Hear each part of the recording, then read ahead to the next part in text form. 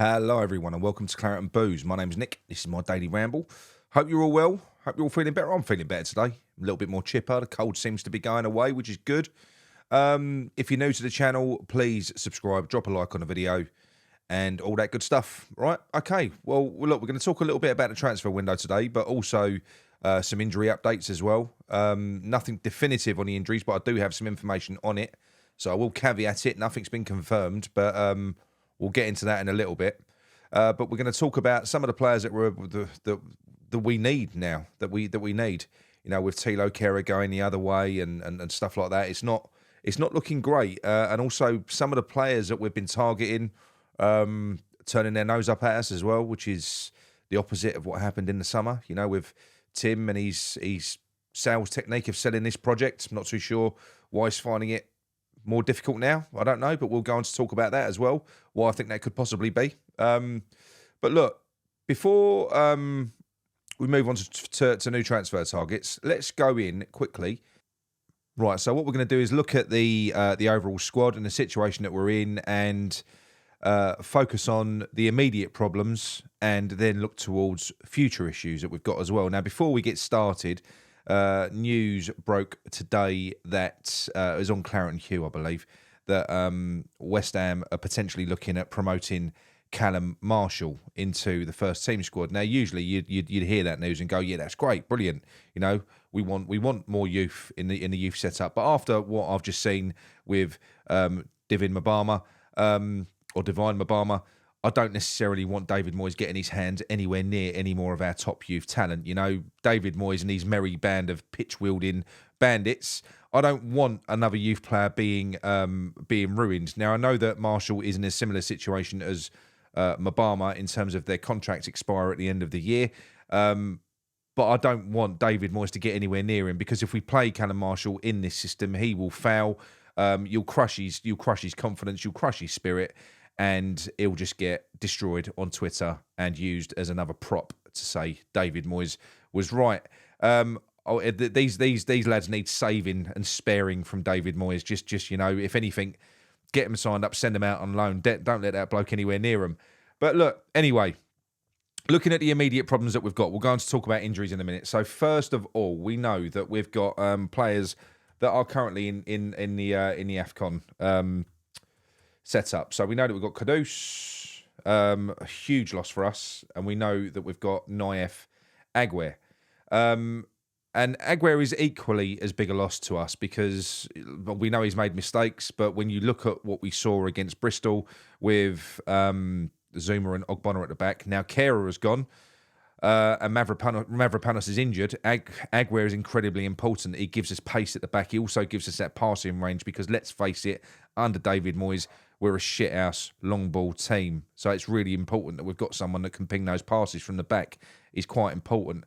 But it does look as though he's a player that David Moyes is going to be looking to let go. But I'll talk about that in a second. So yeah, look, those two players are not going to be here for January. We know that. So players that are looking to go in January. So Jacob Steinberg has released a piece today. It's just confirmed what we all know, really, saying that Pablo Fornals, Benny, Ings, and Ben Rama, David Moyes wants to get rid of them in this window.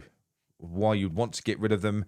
The only reason for that, they want to go. We know that Ben Rama has effectively slapped in a transfer request. Apparently, according to Ben Rama was asked to come on against Bristol and Bristol Rovers, and he said no. Is it Bristol Rovers or Bristol City? I don't know. One of the Bristols, pair of Bristols. And he said no, he doesn't want to play for us anymore. He's done. He wants. We know that there were Premier League clubs that were interested, but we were too rich with our demands. Lyon, Marseille are very interested, and so are some Saudi clubs. So Ben Rama is definitely going to be going. So players that we're looking at selling in January, to add to Tilo Kehrer, who has gone, is Danny Ings. I mean, they can want to sell him. It'd be a miracle if they actually manage it. But I think they will. I think there'll be a Premier League club in January that could make use of Danny Ings. I think he'll be fine.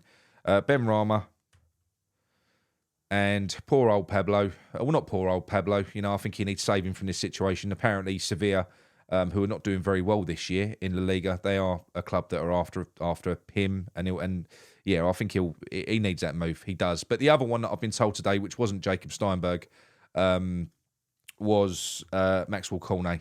And apparently there are suitors for him. I didn't get told what clubs, but apparently there are suitors for Maxwell Cornet. So he could be moving on. He another one that wants to leave desperately, and you can understand why. You know, he's a guy that came on in that European game. You know, in the lead up to AFCON, he looked really, really good for that period that he was on. He probably thought he was going to get rewarded with more game time. He didn't. As a result, he didn't get selected. You know, it's being played in his home country. Proper dick move when you consider the situation that we are in terms of our squad. It's not great, is it, at all? So yeah, those are the players that we're looking to sell in January, which is scary, really. When you look at that, it really, really is, because it just makes the squad that much thinner. Right now, to add to our immediate issues that we've got players that are injured, and I have got some updates.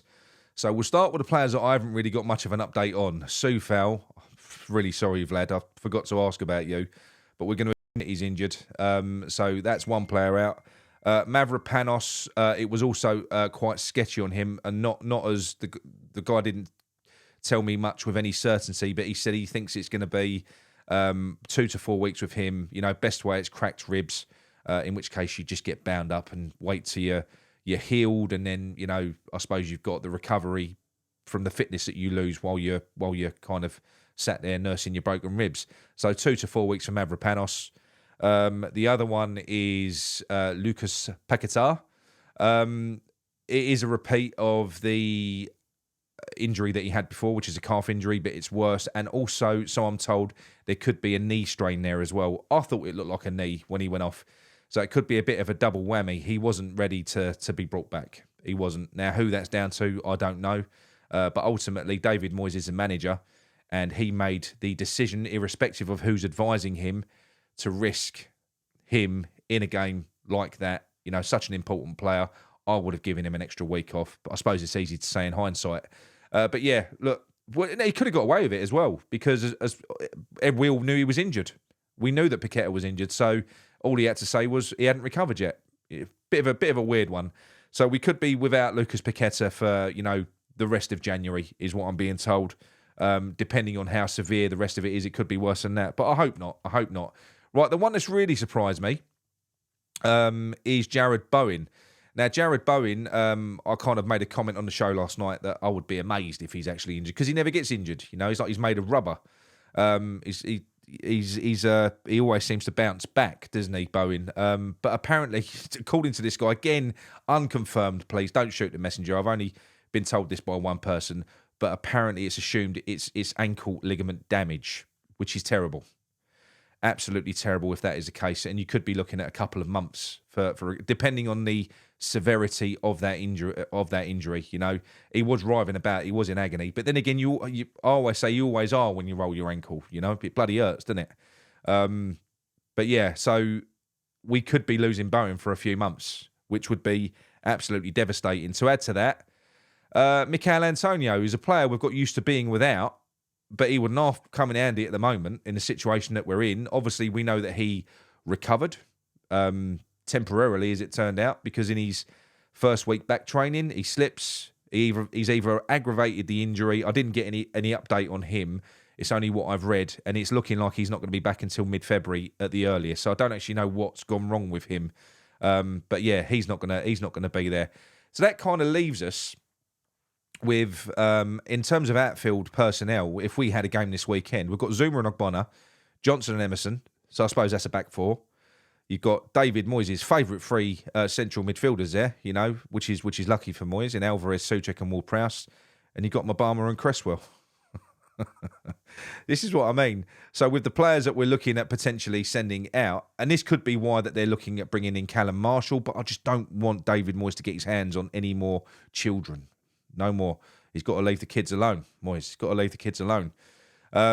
So it does look bad. It does look bad. You know, we need, if you've got those players going out, 5 players, we at the very least need to be bringing 5 players in.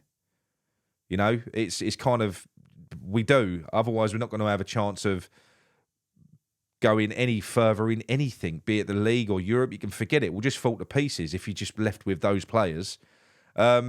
Right now, looking further than that, okay, the players, so in the summer, because people talk about David Moyes and David Moyes' project and how what a wonderful job he's done and how we're in a much better place now than what we were when he came in and how we're going to be in such a great place when he leaves. This is a man who spent 500 million in 3.5 years. Okay, so we know that we're going to be losing Tilo Kehrer, Fornals, Ings, Ben Rama and Cornet. You've got to be looking there when you look at... Oh, and Aguero as well. Sorry, I forgot to mention Aguero earlier on. He's a player that Moyes wants to shift on. This is a disgruntled player. It's been made public. I think, again, it was X that said Aguero was one of the most vocal players when it came to the fallouts last season with players and David Moyes. So that's been confirmed. He was one of the most vocal in our style of play, didn't like it. So that's it. So David Moyes wants rid of him as well, and he wants to go. We're basically getting rid of players that don't want to be here. It isn't our choice, okay? So that's 1, 2, 3, 4, 5, 6 players going. If we can sell them, these are players that are desperate to get out the door. And if you listen to updates from the likes of Fabrizio Romano, with players that we're linked with, like with Bergwijn, we need to sell to buy. That's kind of the message. Although Kieran Maguire says otherwise. He says that we're cash rich at the moment. He doesn't see why. But anyway, so look, let's say these players are gone in January, yeah? Let's get rid of them. Delete them.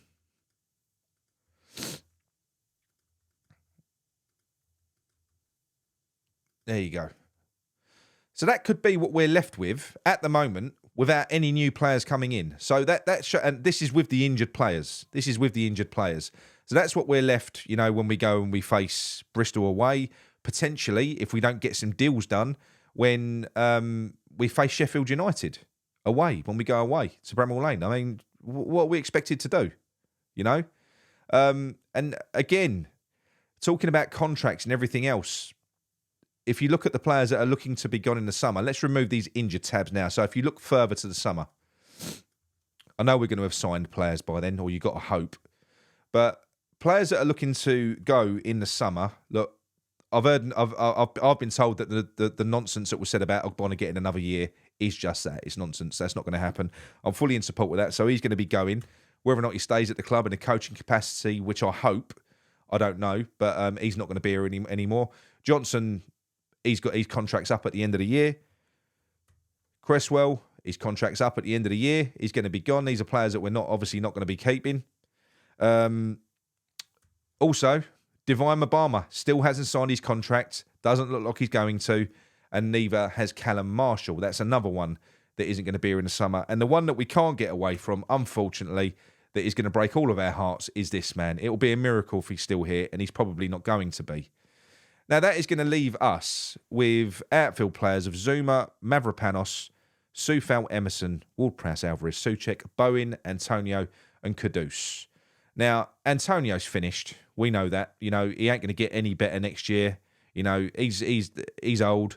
Zuma's knees ain't going to last too much longer.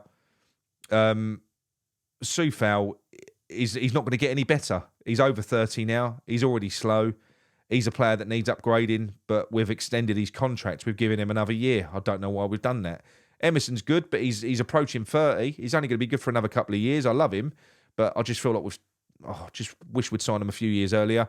Ward-Prowse ain't getting no better. He's at his peak now. He's coming down the other side. He's 30 next year. Souček's just shit. Alvarez is good. Kudus is good. Bowen are good.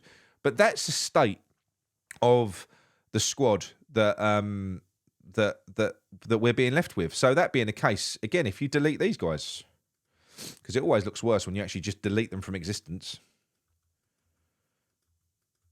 So that is potentially what we would be left with, combining the players that we've got now. This is without Tim starting, that there is what we would be left with after a $500 million spend in 3 years. It's ridiculous. Absolutely ridiculous. So we've literally got a complete rebuild starting in this January. A complete and utter rebuild.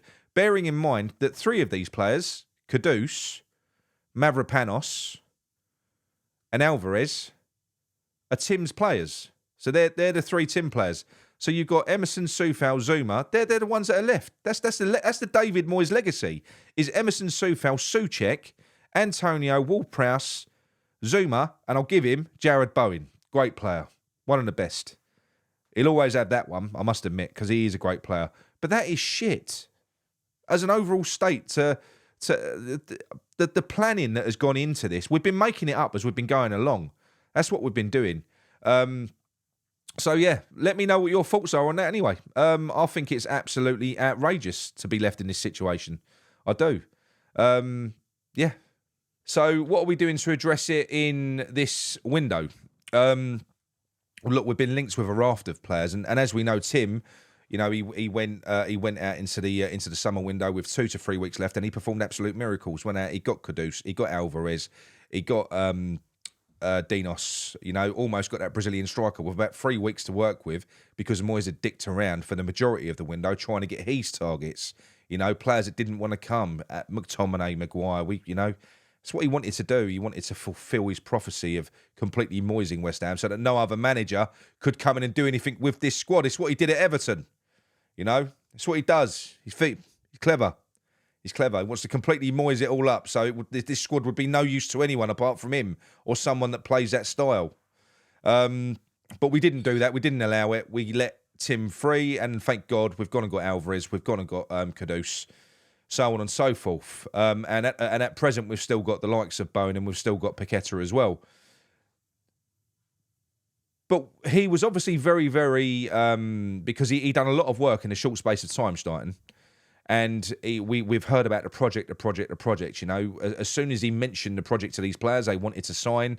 But for whatever reason, in this window, there's apparently four players, key targets, that have turned down West Ham based on the style of play.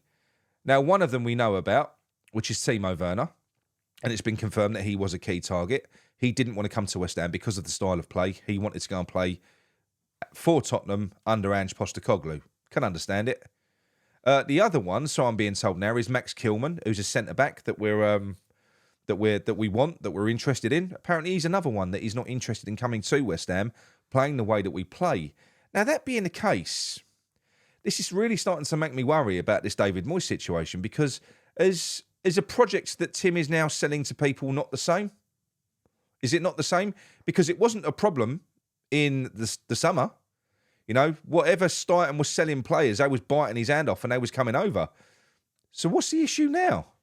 You know, is he gonna stay, or is it the fact that word has got out from the club that they're looking to extend David Moyes' contract, and therefore other players, top players, that don't dream to come and play football like this. You might get players that dream to come and play in the Premier League, and they'll look at us as a stepping stone, and they'll move to us with the promise of making a name for themselves in the Premier League as long as they've got a relegation, as long as they've got a release clause, so that they can move on if they want.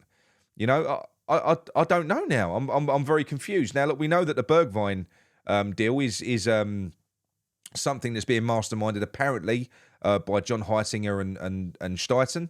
It's a player that Heitinger has recommended. I don't know whether David Moyes has signed it off or whether he has to sign it off. I haven't got a clue. But he's definitely a player that's been that Heitinger has recommended. He said he would fit our system beautifully. He's what we need. He's left-sided, direct trainer, really quick. And Stuyten's he will try and get it done, providing we've got the funds available. But there's no saying that that's gonna happen, you know.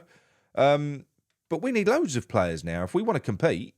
You know, with the players that we're selling, the player that we've sold, and the injuries that we've got, and that we're probably going to continue to get throughout the second part of the season when fixtures start coming thick and fast. We're going to need more numbers now. We're going to need the same amount of numbers coming in as we've got going out, and that's 5 players minimum going out the door. So we've got to get 5 in. 2 of the strikers that we were linked with, Serge Girassi, and Boulaye Dia, they've been withdrawn from their AFCON squads because they've just gone and got bad injuries, apparently. So they're 2 key targets that we were looking at in forward positions that now are injured. Now, that could either be a good thing if they're not serious injuries. It might enable us to sign them a little bit sooner, but they're injured. Or they might be bad injuries, and it might completely and utterly poo-poo them signings. I don't know. So that's two of our main forward options gone. Obviously, Timo Werner fell through. You got Max Kilman. The other one that we was Jonathan Tah of Leverkusen. He's another one that we wanted to sign. But look, I'll be amazed if Xabi Alonso sanctions us signing him. They're trying to win the Bundesliga. Why would they weaken themselves? Who does that? So again, this is all bizarre. And people are going to turn around there and probably blame, if there's failures in this window, blame this on Tim Stein. No. We're trying to pick up the pieces of what David Moyes has built here and left us. We were left us in this situation. You know, it's crazy. It's the players that we've got left. I mean, like I said, you got Ogbonna, Zuma, Antonio. They're part of the few players that we've got left. And they're fucking old and past it. You know, Emerson's getting older. He's great. He'll be all right for another couple of years. Soufal ain't going to get no better. Ward-Prowse is approaching 30. You know, Souček the same, and he's shit anyway. So yeah, it's interesting, this amazing position that we've been left in. So I don't know. I mean, what do you think? I don't even know now. I mean, we need a lot of players. I wouldn't even know where to start if I was Tim Stein, especially if he's got the issue now of trying to sell David Moyes as the future of West Ham to a potential signing. I don't know. I can't believe that's the case. I think it's more likely, if he's having issues, it's more likely the fact that the club are playing silly buggers by virtually committing to a manager that they're not going to commit to. But it's going to cause them problems in this transfer window, because you know, a player would have to take the word of Tim Stein that was all bollocks, that the official line from the club is bollocks, and they are going to actually move on from David Moyes. But look, anyway, I hope you enjoyed that video. Very brief update and a very, as you would expect, morbid take on a transfer window from Nick. But it is morbid because it's West Ham, and it just is a situation that we're in. Because David Moyes is amazing, and he sets us up for just success and brilliance and everything that he does. He does when he fucking hell, yeah, he's a top guy, love him. All right, speak to you soon, Gavin Words.